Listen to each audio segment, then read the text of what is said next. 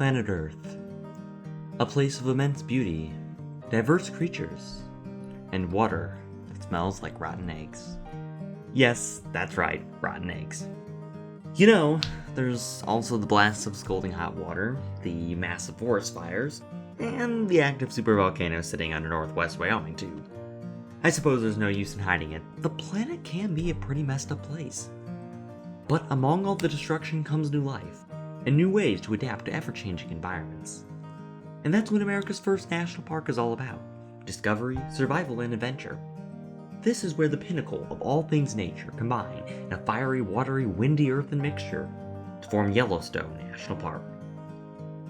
This park is massive, so we're splitting our coverage of Yellowstone into two parts, with a short video in between the two longer videos covering some of the stuff most major documentaries skip over, so that you can get original, quality content from RIC and not repeats of other info you may have already heard.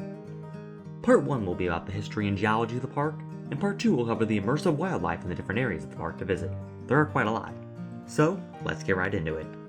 One of America's most iconic symbols of the national parks is Old Faithful, a type of hydrothermal, basically water from inside the earth, feature known as a geyser that shoots out hot water and steam from the earth, producing a spectacular show that has been a source of mystery and amusement for many over the years. So what's behind the geyser's eruptive activity?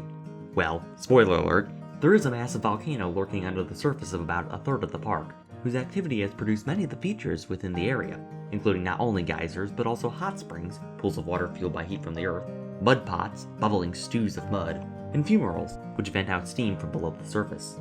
How did the volcano come to be? Well, it actually occurred surprisingly recently, around 16.5 million years ago, when present-day Nevada, Oregon, and Idaho experienced a series of volcanic eruptions, gradually moving eastward towards Wyoming. And it was only about 2 million years ago, a tiny speck from the modern day in geological time, when the first major eruption occurred from the Yellowstone supervolcano. The effects were devastating, and there are many videos out there about what would happen if the volcano were to erupt in the modern era. Thankfully, the volcano is not predicted to erupt anytime in the near future, but scientists are constantly monitoring the volcano for any unusual activity. Okay, so we now know what's behind all the activity at Yellowstone, but how exactly do these geysers work? Just below the surface of the earth are tunnels that bring up water above ground, but at Yellowstone, those passages are constricted, and as steam and water rises towards the surface, pressure overflows the tunnels, and the geyser erupts in a massive burst of water and steam. Most of the time, eruptions from geysers are unpredictable, and you just have to get lucky when watching them. This is what makes Old Faithful so iconic. It is known for being one of the more predictable geysers at Yellowstone, even though it is slightly deviated in modern times, and erupts very consistently, often with around 60 to 110 minutes between each eruption. We'll discuss more about Old Faithful and other geysers in Part 2, and how you can make sure to get that iconic view or stellar photo of a geyser mid-eruption. And now, it's time to discuss what all national parks feel the impact of, the thing that caused destruction and also helped save some of the most beautiful places on Earth. That's right, we're talking about humans. The human history of Yellowstone begins 10,000 years ago, when Paleo-Indians began to settle around Yellowstone Lake in the southeastern part of the modern-day park. Over thousands of years, the Native Americans gradually created more and more advanced tools to thrive in the harsh environment of Yellowstone. In the early 18th century, Yellowstone peoples would come in contact with fur traders from the eastern United States, beginning the complex web of American Indian and European relations. But it would be one man who dared to venture off in the famed Lewis and Clark expedition, which actually passed within 50 miles of the area, that would expose Europeans to Yellowstone for the first time: John Coulter. Coulter explored the features of Yellowstone in the years following Lewis and Clark's trip, but was often ridiculed for his outlandish descriptions of the place, earning the area the nickname of Coulter's Hell. The name Yellowstone actually comes from the yellowish color of the Grand Canyon of the Yellowstone and the banks of the river of the same name, both of which will be talked about more in Part 2. The first major expedition to Yellowstone occurred in 1869, with David Folsom, Charles Cook, and William Peterson traveling to most of the major attractions at the park, and resulted in an excitement by scientists and explorers who had previously viewed Coulter's finding half a century earlier as crazy. But now that more people were coming up with the same reports, an official government expedition led by a surveyor, politician, and an attorney was commissioned in 1870 to detail the area.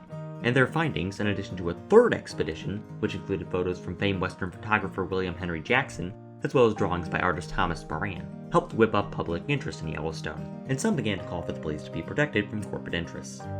As the Yosemite Valley in California had been set aside as a state park a couple years prior by Abraham Lincoln, there had been a precedent for establishing protected places. But since Yellowstone lay in 3 different states, which were actually only U.S. territories at the time, the area had to come under federal jurisdiction, effectively becoming the first national park in the United States, and one of the first of many national parks in the entire world. In the park's early years, Yellowstone was plagued with poachers trying to take out the park's wildlife, including bison, which were rapidly diminishing across the American West due to mass killings by whites trying to force American Indians onto reservations due to a lack of food. Woodcutters and squatters also presented a threat to the park, and so in 1886, the US Army was sent to protect the park and make it more safe and friendly towards visitors. However, it wouldn't be until 1916, when the National Park Service was formed, and new Superintendent Horace Albright took charge of the park, that Yellowstone began to turn into the place visitors can see today. Throughout the 20th century, many different types of people came to visit the special park. Some inclined to feed the bears, see the card above, and no, you're not allowed to feed them anymore, and others to fight the major fires in the park during the summer of 1988, see the card above for a video about that as well, which gave the area a fresh start for new flora and fauna to come out of the destruction.